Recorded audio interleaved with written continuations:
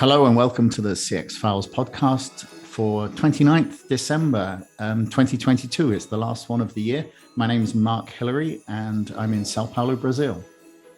And I'm Peter Ryan in Montreal. Mark, it's very hard to believe that we are at the end of 2022. I think I speak for many when I say that the year has literally flown by. Yeah, absolutely. It's just been so fast. I can't believe that, it's now December. We're talking about all the budgets and projects and everything for next year. It's just seems to have vanished, and this year I moved home and I had a new daughter, and so there's actually been so much going on this year at the same time as work, and I don't know about you, but since the pandemic especially, I've been so busy. Yeah, there's no question about it. And I think part of the reason why the year seems to have been so fast is because of how busy people have maintained and if not ratcheted it up. Mark, I saw a really interesting article posted on LinkedIn today from a newspaper in Australia talking about the issue of burnout and the extent to which professionals in all different sectors have found in the last 3 years that they're suffering. Their mental health is suffering, their physical health is suffering from excessive workloads and the inability to disconnect. To my mind, one of the big stories going into 2023 is how burnout is going to be addressed.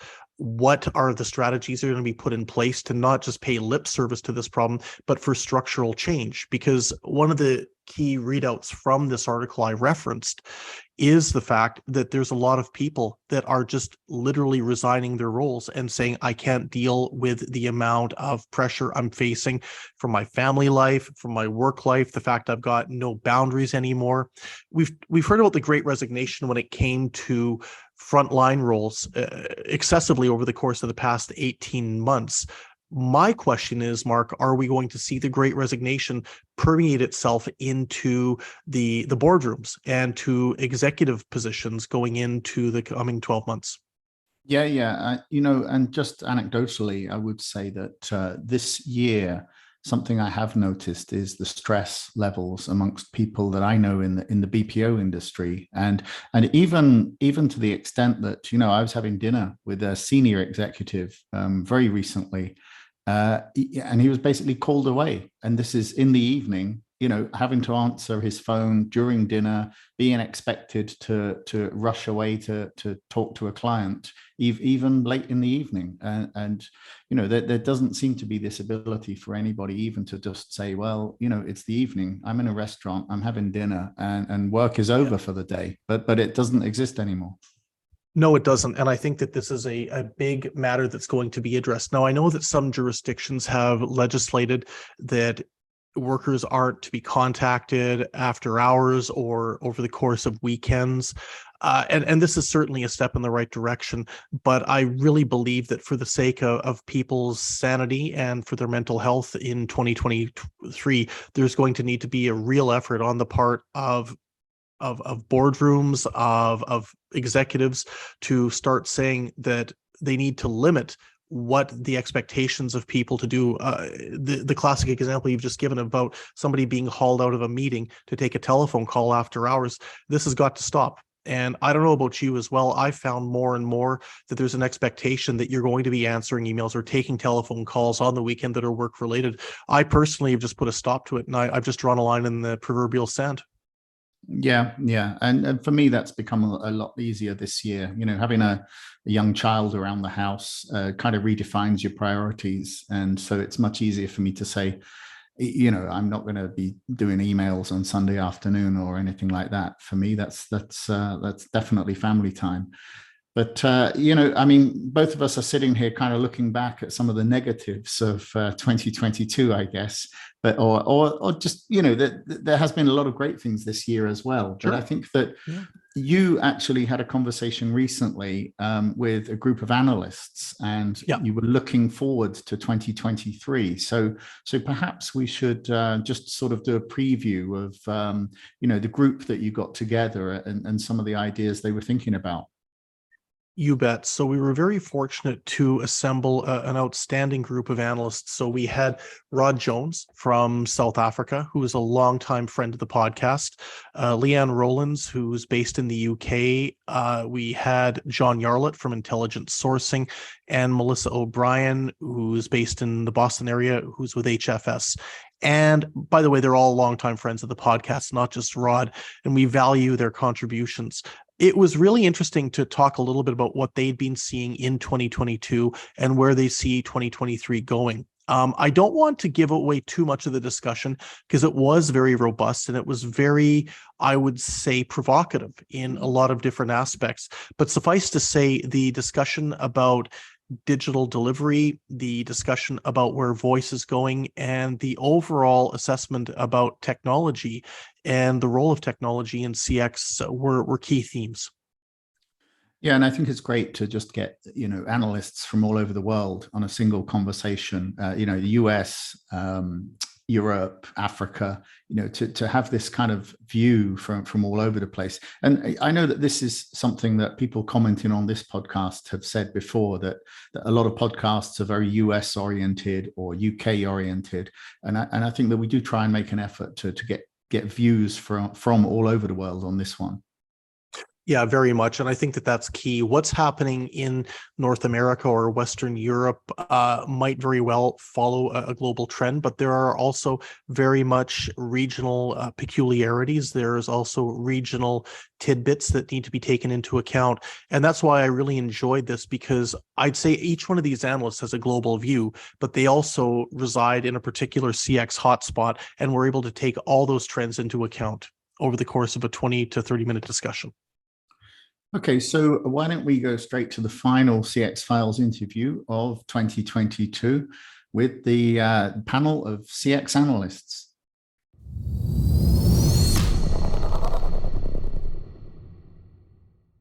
The CX Files would not be the podcast that it is without making sure that we check in from time to time with some of the leading analysts and influencers from different parts of the world. And today we're very fortunate to have a multidimensional group, both in terms of skill set, areas of CX expertise, as well as geography. From Boston, Massachusetts, we're lucky to be joined by Melissa O'Brien from HfS Research, who has been one of the legacy analysts in the customer experience management space and who I've known for well over a decade. Melissa, great to talk to you today. Likewise. Thanks for having me, Peter. From his home in Johannesburg, we are very fortunate to welcome back Rod Jones. Now, Rod has been, again, a longtime player in global customer experience management. And Rod, congratulations. You mentioned that it's been literally 50 years ago last month that you registered your first business. So you certainly come to the table with a great deal of experience and wisdom.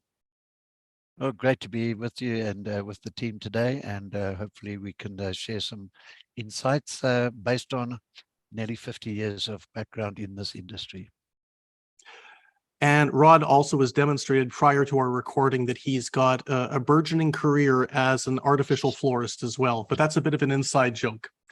So coming to us from the hotbed of CX activity in the United Kingdom, we've got two well-known influencers, starting with Lian Rowlands. Now, Lian is the principal at Thema Solutions, just outside of London. Lian, great to have you back on the podcast. Thanks for taking some time. No, I'm really excited to be here. It's great to see everybody. And last but certainly not least is the publisher of Intelligence Sourcing, Jon Yarlett, who joins us from his office in Essex. Jon, it's great to see you once again. We only caught up just a couple of weeks ago in London, but certainly your activity and your analysis of the CX space will be very valuable today for us. Thank you, Peter. It's good to see you again. We caught up, as you say, last week, and good to see everyone else. Looking forward to it. Well, I'm looking forward to this discussion, and I want to dive in first off, right off the top. And Lian, let's start with you. From your standpoint, when we look at the last 12 months, there's no question in my mind, and I think in the minds of many others, that this has been very much a transitionary and disruptive year as we've moved out of the, pardon me for using the P word, the pandemic period, moving into some degree of normalcy.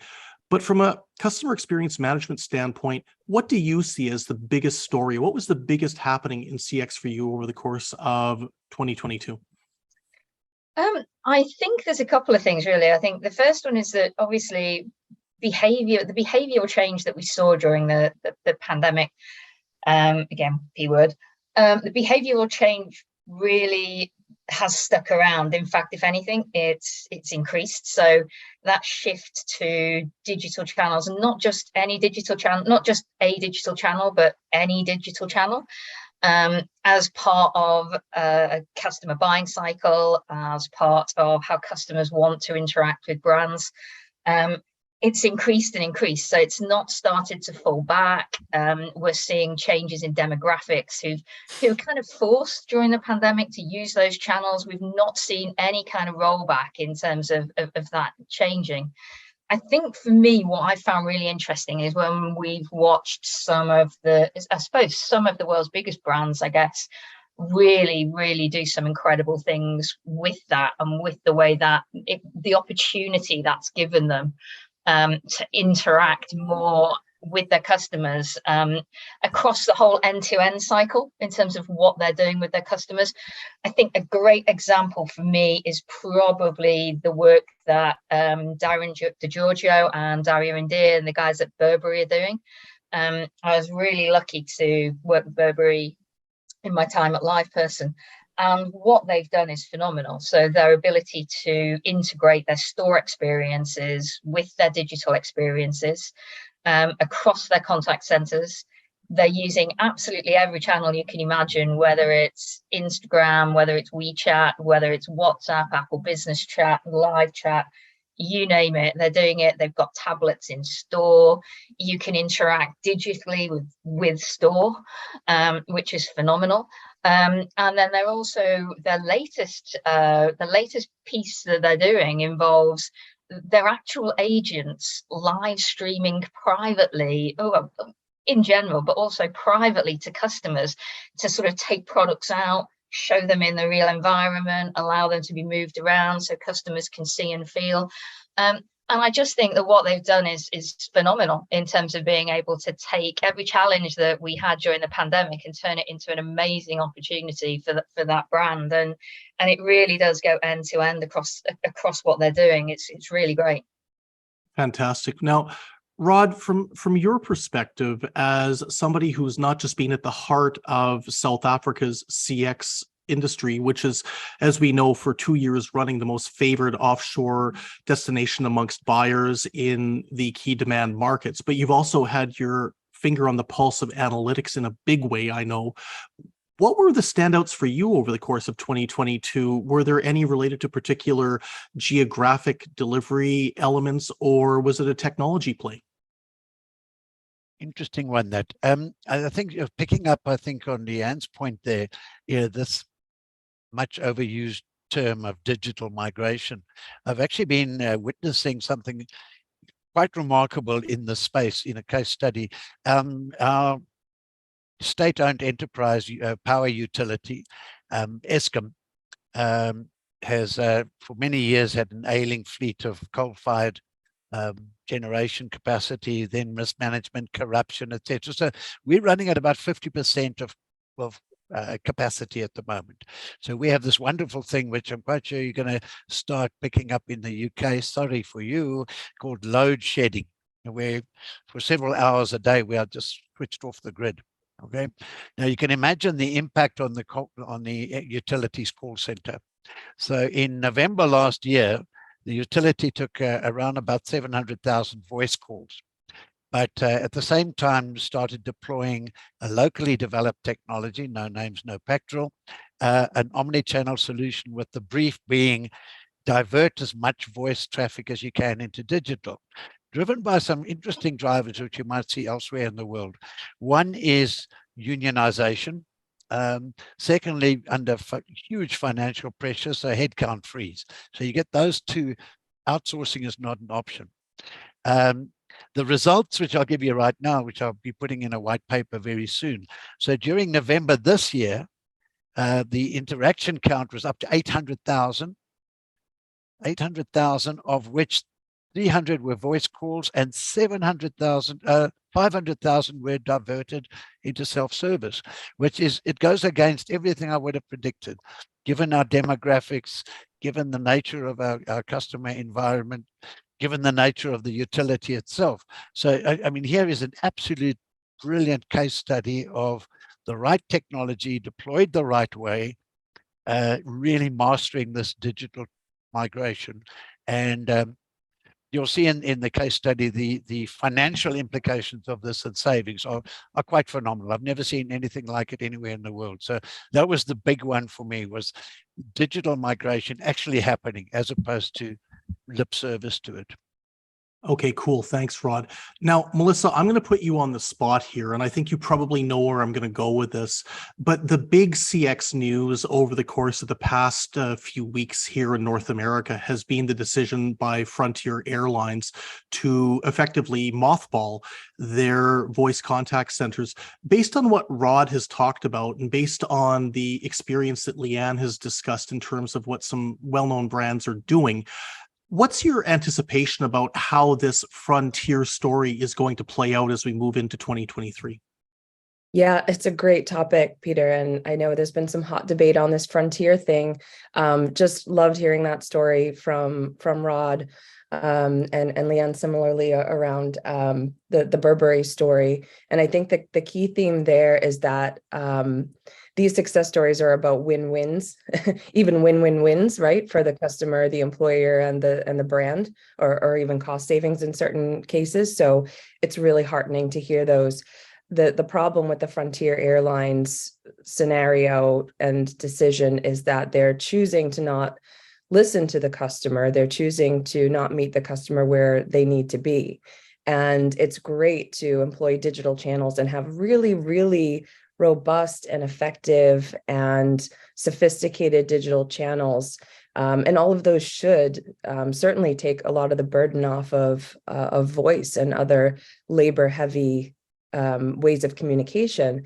But at the same time, humans are still at the heart of this, of CX and of this business. And if you choose to ignore the fact that there are certain exceptions, there are certain cases that require empathy, there are certain times people want to hear a human voice and get that reassurance. And if you're not listening to your customers at those times of, really important need, at those times that build loyalty, then you're going to lose. And frankly, that I think is a decision that's going to impact that brand. But perhaps they're sort of doubling down on, cheap and cheerful, and they'll attract a certain clientele for that. Time will tell. Not a fan of the strategy personally. Yeah, and I think that you're right. There are some definite holes that will need to be plugged at some point. I wrote a blog about this the other day, and something that interested me a lot was the fact that no matter what people's take on it, it was the third most read blog of the year. And that was just over the course of a week. So this is definitely on the tips of the tongues of what many, many people are discussing. Can you migrate to a digital strategy, but do it in such a way that you're not going to leave out people who might not have access to digital technology, whether it's due to demographics, whether it's due to income levels and so forth. This is a reality. And Jon, just flipping over to you, and in terms of 2022, I want to take a bit of a different tact here, because you had the opportunity, I know for a fact, of visiting a number of different offshore and nearshore delivery points in your role as a publisher of intelligence sourcing. Just to name a few, you were in Rwanda, in the Republic of Georgia. I know that you were in South Africa as well, and potentially many other spots. Were there any particular CX delivery angles that stood out on these visits that individuals should be thinking about as we move into the coming 12 months? I mean, it's actually quite funny that you've asked me this question, because a lot of my preparation was pretty much about one of these things you said. And, we can speak about, the capabilities, as many of us know, about South Africa, and, the amazing things that are happening there, certainly with, impact sourcing, which I'm a big fan of, and the companies that are already out there benefiting from all the country has to offer. We can talk about Rwanda as a newer market. Certainly, I was very surprised when I went there to see how how far along they are and how hungry and willing to kind of work and how they want to get into that BPO space, in that CX space. Where I want to focus, funny enough, and this kind of relates to Georgia, is that when we speak about what was one of the biggest CX stories of this year, bringing it slightly into the mainstream and looking at, as an industry, how we affect a hell of a lot, is the Russian invasion in the Ukraine, which obviously is global news, but it was quite a big piece of news within our sector, purely because we had clients and businesses that are in Eastern Europe on the front line in Ukraine, because it's such a big hub for working in Europe, and whether we're talking about the benefits of multilingual or cost saving or just delivering operations from there. A lot of these companies needed to make quick decisions as to, are they going to relocate? Are they going to stay where they are? And that's obviously those that were in the Ukraine. On the other side, you had companies that were in Russia itself, looking at either pulling out or stopping production or pausing production.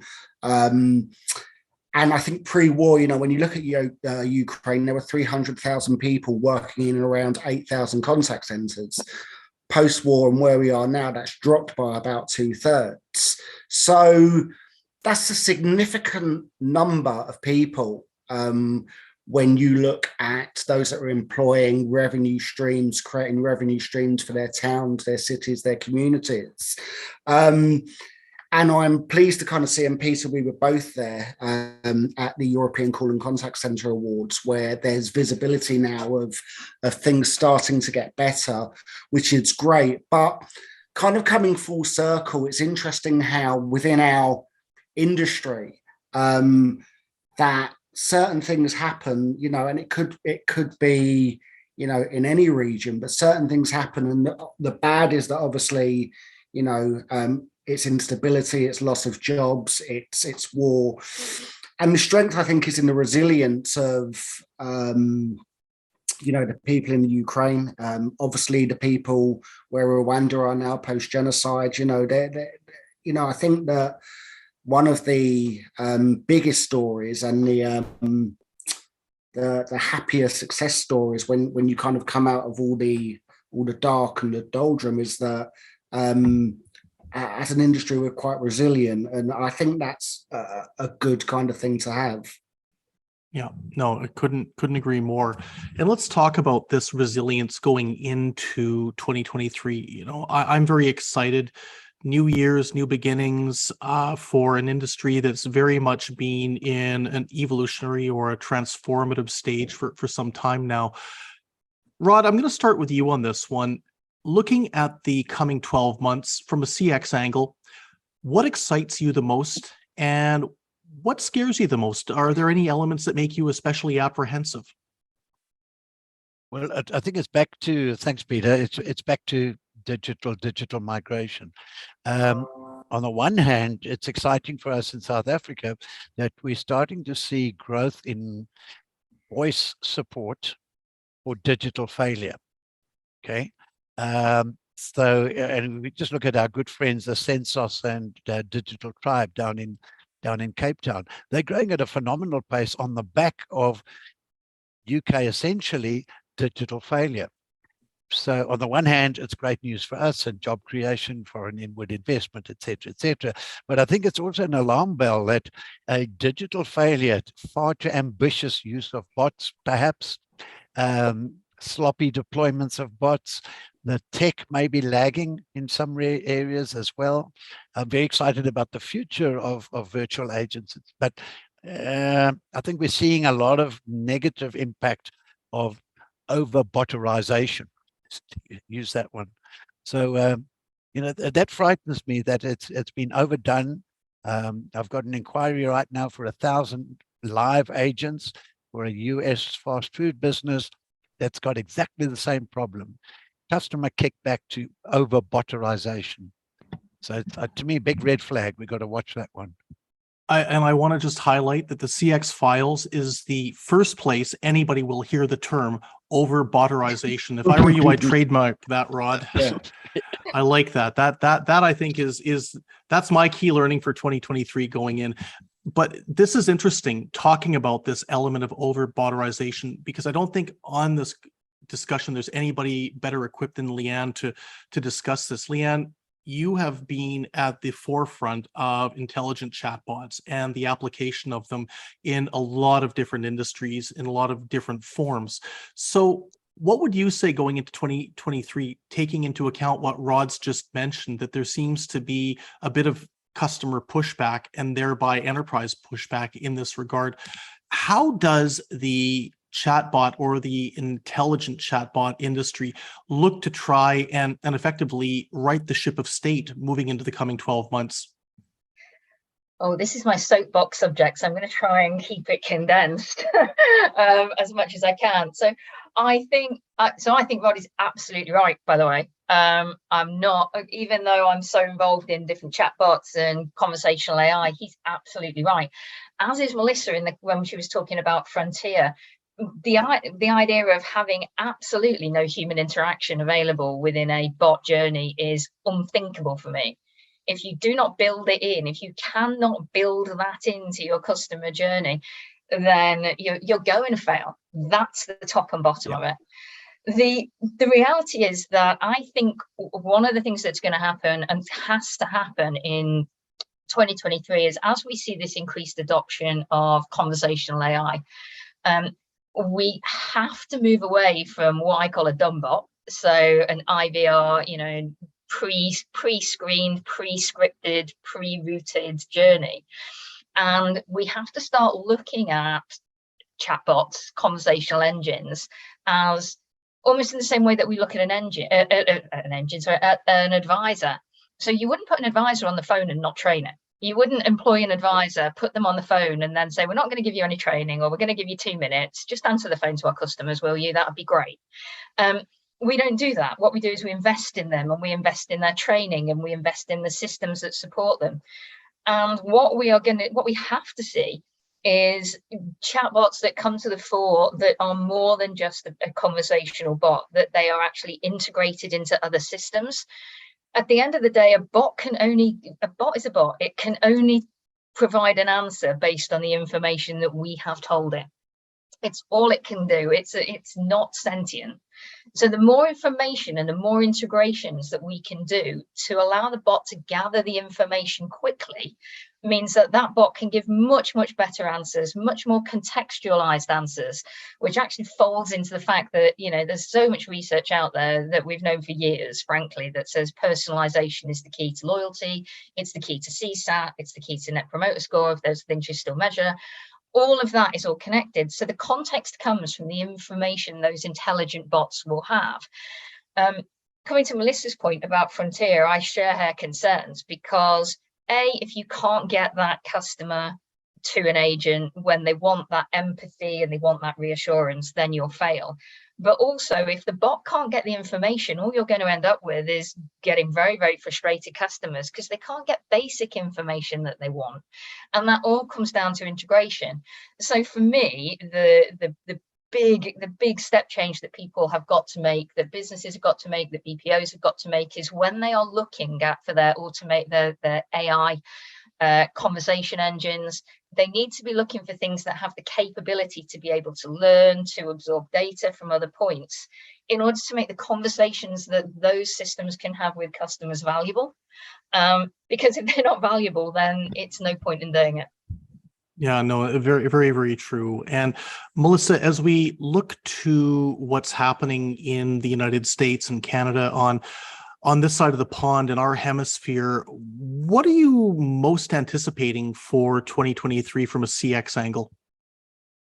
Yeah, so the excitement piece for me is that it feels as though this whole experience conversation really has a seat at the table now, as a brand differentiator at the boardroom level, talking through these strategies. And I think what's most exciting, and in particular, because you asked about the States and, what we've seen in the last year with the Great Resignation, or whatever you might be calling it at this point, I feel as though that might be moving into the rear view mirror. We've got some study data that indicates people are getting more engaged, they're more excited. And part of the reason behind that, I think, is that employee experience has really come to the forefront, and has become part of those boardroom conversations, and aligning employee experience to, actually understanding that there's an impact of the employee experience on customer experience has become so important, and such a big conversation. So that's what's exciting for me, is that I feel like next year there's going to be more investment in people, and making that connection, that alignment between EX and CX. That I think is going to be an important shift. It's a mindset shift that's happening. I agree. That is something to look forward to. And Jon, from your perspective in the United Kingdom, just taking an element of what Melissa just talked about, and it's something that we haven't discussed a lot on the pod today, and I think it's worth bringing this up. Obviously, not even from a CX level, but at a more macro level, the UK, probably more than any other developed country, has faced a significant disruption economically, politically, over the course of the past year. Going into 2023, what's your anticipation in terms of how the labor market's going to play out? We've seen some pretty dire economic forecasts for the United Kingdom. Do you think that the CX industry is going to be an area in which people are going to start gravitating towards for employment? Or are we going to continue to see this pretty significant shift to the offshore and nearshore for British enterprises and outsourcers? It's a really, really interesting question. And I think that one of the things that all companies, enterprise and BPO side, are going to need to look at, certainly in the UK and quite likely in the global, is recruitment and retention. And I agree with everything that Melissa has said, and with the other guys on the call, but specifically what she said about the focus on employee experience. We talk a lot about CX and customer experience, but employee experience now more than ever is really important when you look at, the training you're giving these guys, the loyalty they have back to you, and are they going to stick around? And it's interesting because a lot of people, when I first started in this industry, I'm obviously clearly the youngest on this call, certainly by everyone else's standard, but it's the job working in the contact center or being a contact center agent or advisor was very much either a stopgap or to do over the summer, or I hate to say it, but while someone was finding a proper job, for want of a better phrase. The skills that you learn in that industry, you can actually take anywhere because you're given probably some of the best training and the best hands-on experience in the world. What's happened now, certainly with things like vulnerable customers and everything you said, Peter, about dealing with difficult conversations, is that these agents, it's now a harder job, right? It's now a real job where by the time, it goes back to what Lian's saying, if there's automation involved, by the time that end user or that client has got to you, they're so kind of, AI'd out or roboted out that, it's a quite a difficult role, and that's putting a lot of people off. I do think that there's also a mindset in the UK, unfortunately, that people don't necessarily want to work in that industry. So I think that going back to what you were saying about offshoring or outsourcing, I think that will be the way forward for a lot of companies. Yeah. Okay. I am going to ask a very provocative question, specifically, Jon, to you and to Lian, being from the UK. But on my most recent trip to London a couple of weeks ago, one of the things I kept hearing about was the impact of Brexit on the labor market, and specifically on frontline service roles. Can I get a sense from you both in 2023, what the impact of Brexit will be on customer experience management in terms of domestic labor management in 30 seconds or less. I think it's going to remain tricky. I don't know about you, John. I think it's going to be a tricky place to recruit if it's not done properly. I think to the point that John was actually just making, which is we have to make it more than just an interim job. And that's going to be crucial in marketing our industry as somewhere where you come to get really great training and somewhere where you come to be really supported, where you can have a work-life balance, where you don't have to be in an office every day. You can still pick your kids up from school and look after the dog. We have to find ways to market our industry and to showcase exactly how good and how great those benefits are, because you weren't misinformed when you were here, Peter. It's a tough market out there, and there are lots of people fighting for resource, and it's good resource as well. These aren't poor people; these are good people, and there's a big fight. Yeah, and I agree with everything you say, Lian. I mean, I think there's a really good pool of labour there, but unfortunately, I think we need to change the perception of what it is to work in that services industry, I think. So it's not just, the kind of brick and mortar, dialing, 100 calls a day incoming. There's so much more than that, whether it's, working from home or, working on different campaigns or working on campaigns where you're truly part and you feel part of that team. I think there's a lot more to it than that. Yeah, cool. Melissa, I'm going to put the onus on you now on a BPO CX related question. One of the things that analysts covering the space like yourself and myself over the course of the past few years have really picked up on, it's been very much at the forefront, is consolidation of the BPO sector. What's your expectation for more M&A activity in 2023?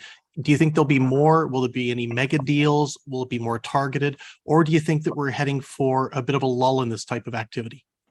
No, I think it'll continue pretty steadily, Peter. What I think, rather than, predicting a big trend around mega deals or any particular niche, what I think we see happening for the BPO space is a bit of a convergence with consulting and IT capabilities as well. And that's been probably the biggest trend I've picked up on in some of the M&A activity, investment and partnerships, is that BPO firms that deliver CX services need more capabilities.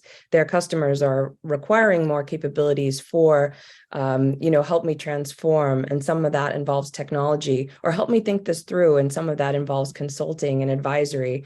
So I think if there's any trends to predict for next year, it will be a continuation of gathering those capabilities, of acquiring those capabilities, and seeing that convergence, and also seeing the buyer community, the demand really indicate we need our CX provider to help us, to take us along this journey, and even say to share some of the pains and gains as well as we go.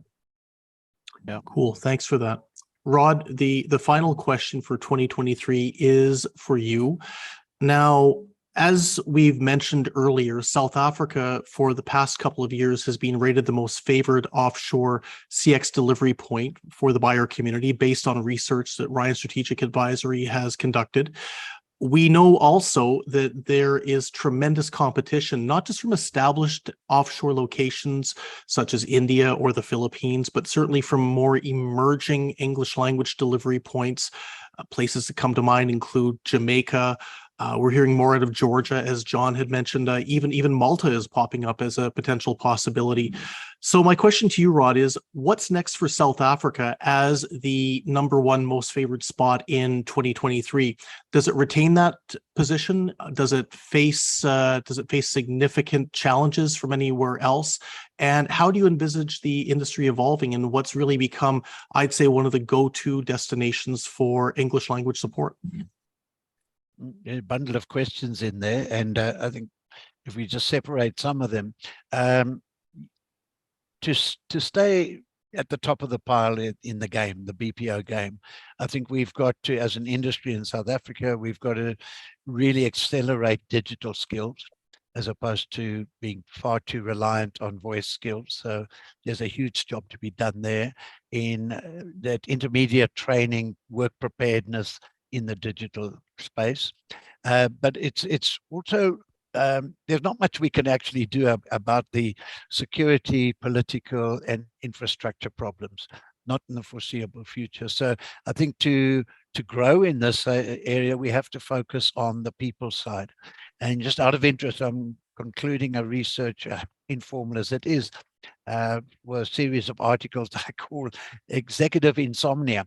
And so I've been interviewing CEOs in South Africa, both in captive BPO and in the consulting space. And there's a commonality. 80% of them all came back when I asked the question, what are the top 3 or 5 headaches that keep you awake at night? 80% came back and said people. It's on the recruitment, it's on training, it's on motivating, it's on attrition, managing the attrition levels. And above all, how do you get people to engage in the CX environment? But the biggest problem that we have internally is people, believe it or not, although we have massive unemployment. Therein lies our challenge for growth. Excellent. Well, thank you to each and every one of you. It has been an absolute pleasure catching up. We need to do this more often. And I am hoping that over the course of 2023, we can all see each other in person live more frequently than we've been able to do in the course of the past couple of years. But enjoy your holiday break. I hope that each and every one of you has a well-deserved rest, and we'll catch up with you over the course of the coming 12 months. Thank you. Absolute pleasure. Thank you very much, Peter.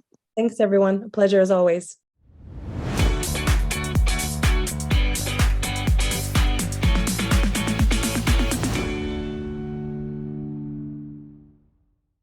Thanks for listening to the CX Files podcast.